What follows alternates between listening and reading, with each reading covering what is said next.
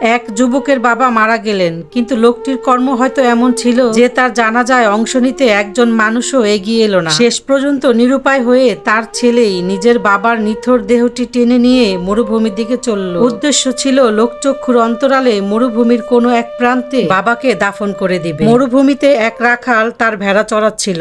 সে দূর থেকে এই দৃশ্য দেখে অবাক হয়ে এগিয়ে এলো। ছেলেটিকে একা দেখে জিজ্ঞাসা করলো, অন্যরা কোথায়? তুমি একা কেন দাফন করছো? ছেলেটি লজ্জায় বাবার কোনো বদনাম প্রকাশ করতে চাইল না। সে শুধু মাথা নিচু করে বলল, লা হাওলা ওয়ালা কুওয়াতা ইল্লা বিল্লাহ। রাখালটি ছেলেটির চোখের ভাষা আর নীরবতা দেখে সব বুঝে নিল। সে ছেলেটির সাথে কবর খুঁড়লো এবং তার বাবাকে দাফন করতে সাহায্য করলো। দাফন শেষে রাখালটি আকাশের দিকে হাত তুলে মনে মনে খুব সংক্ষেপে একটি দোয়া করলো এবং নিজের ভেড়ার পালের কাছে চলে গেল।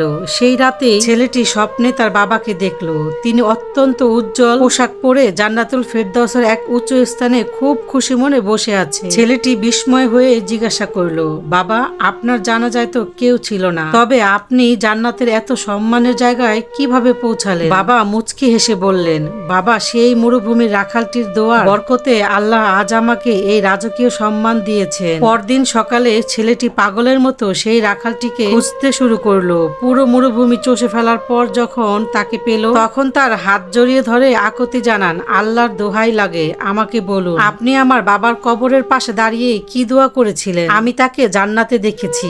রাখালটি অবাক হয়ে বলল, আমি তো খুব সাধারণ একটি কথা বলেছিলাম। আমি আল্লাহর কাছে বলেছিলাম, হে আল্লাহ, আমি একজন অতি সাধারণ মানুষ।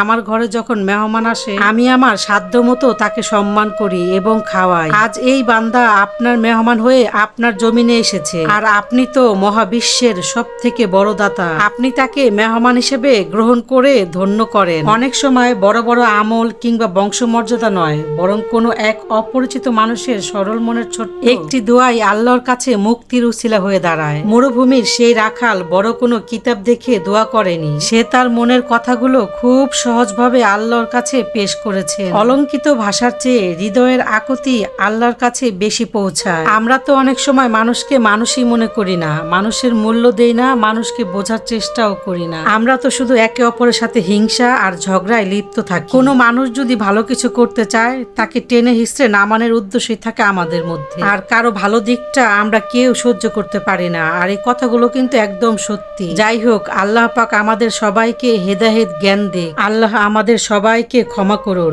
এবং আমাদের অন্তরকে নরম করে দিন। সবাইকে সঠিক বোঝার তৌফিক দান করুন। আজকের মতো এখানেই বিদায় নিলাম। সবাই অনেক বেশি ভালো থাকবেন, আর আমার ভিডিওটা কেমন লেগেছে একটি করে কমেন্ট করে জানিয়ে যাবেন। আল্লাহ হাফেজ।